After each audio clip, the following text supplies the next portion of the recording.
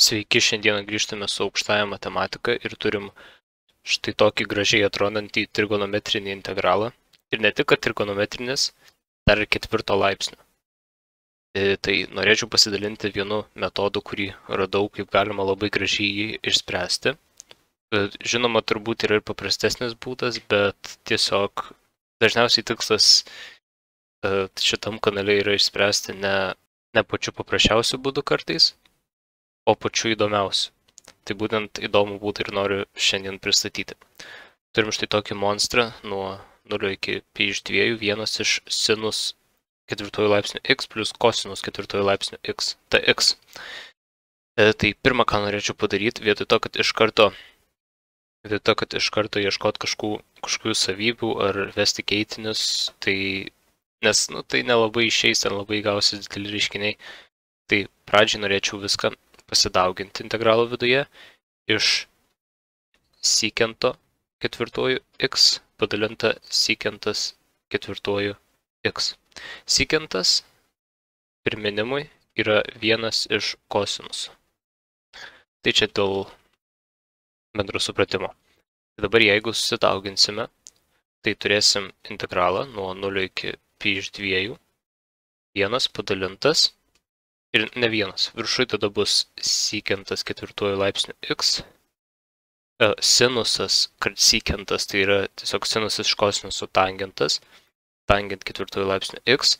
Ir kosinusas su sekentu išsiprastins. Tai bus plus 1. Ir čia žinoma dx. Tai dabar sekentą norėčiau šiek tiek persirašyti, kad būtų po to galima su keitiniu išprastinti. Tai nuo 0 iki pi iš 2. Ir sekentą parašysiu kaip sekentas kvadratu x padaugintas iš 1 plus tangent kvadratu x pagal tangentų ir sekentų savybės.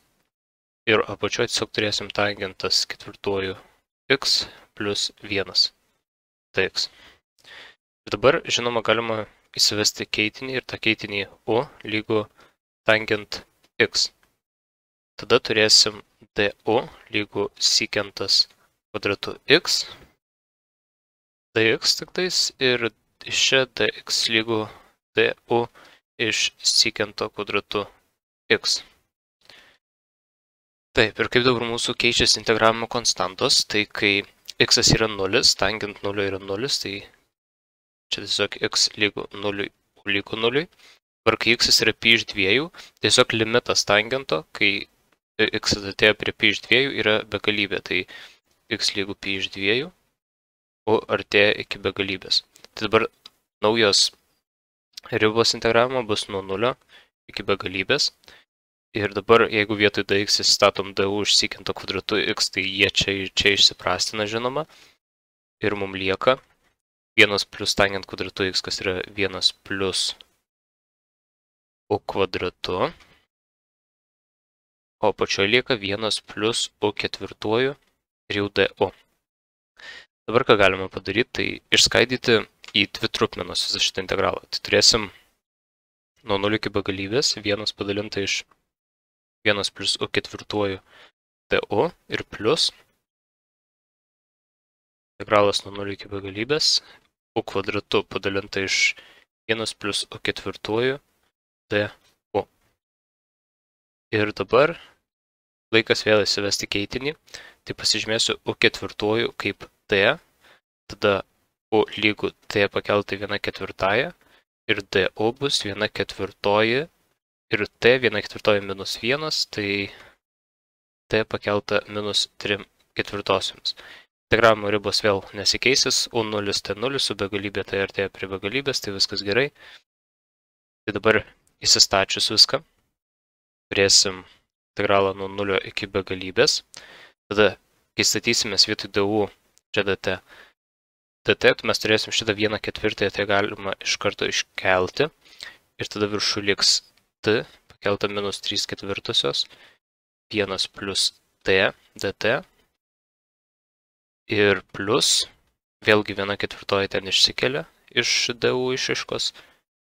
Nuo 0 iki begalybės u kvadratu. U kvadratu bus tiesiog šaknis iš t, iš mūsų keitinio, arba kitaip t pakeltai 1/2, dar padauginta iš t minus 3/4 padalinta iš 1 plus t, dt. Ir šitą šiek tiek čia susitvarkius, mes gaunam 2/4 minus 3/4, tiesiog lieka t pakelta minus 1/4. Nu ir kadangi abu integralai kaip konstantas turi 1/4, tai galima iškart išsikelt. Turim nuo 0 iki begalybės t pakelta minus 3/4, 1 plus t dt. Ir plus integralas nuo 0 iki begalybės, t pakelta minus 1/4, 1 plus t dt. Gerai. Ir dabar, kai mums spręs šitus du integralus, tai galima tiesiog pasitelkti beta funkciją, nes ir šitie integralai realiai yra paruošti beta funkcijai. Beta funkcija, UV pasižymėsiu, yra lygiai integralai nuo 0 iki begalybės, t u minus 1 padalinta iš 1 plus t u plus v dt.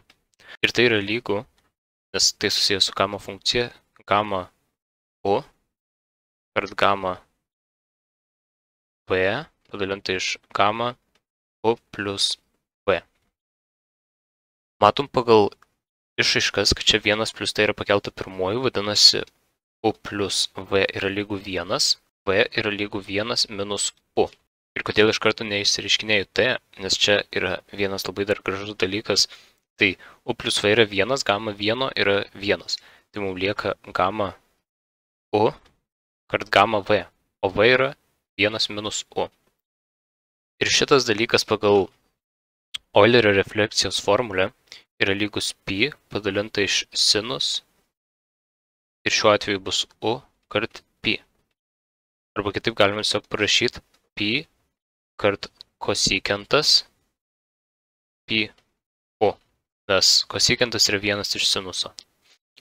Tai galima taip parašyti ir mums žiauriai pagelbėjo iš karto, nes mes galim vietoj šito ir vietoj šito įsistatyti. Mums reikės tik rasti abiejų u reikšmes.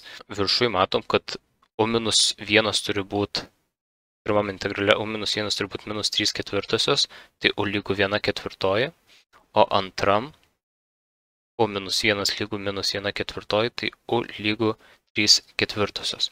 Dabar įsistatę viską turėsim, kad i lygu.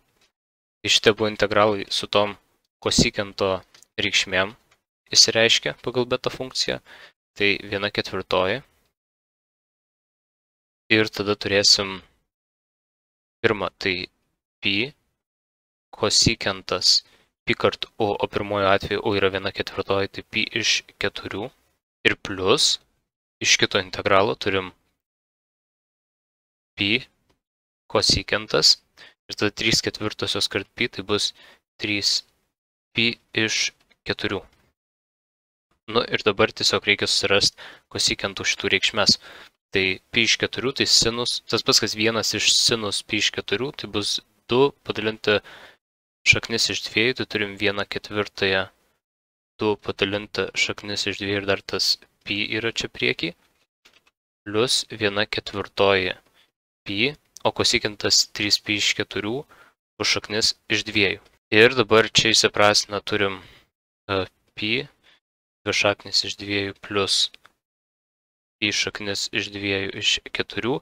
Čia padaugintami iš šaknis iš 2 šaknis iš 2, kad susivienodint vardiklius mes turim šaknis iš 2 pi plus šaknis iš 2 pi padalinta iš 4.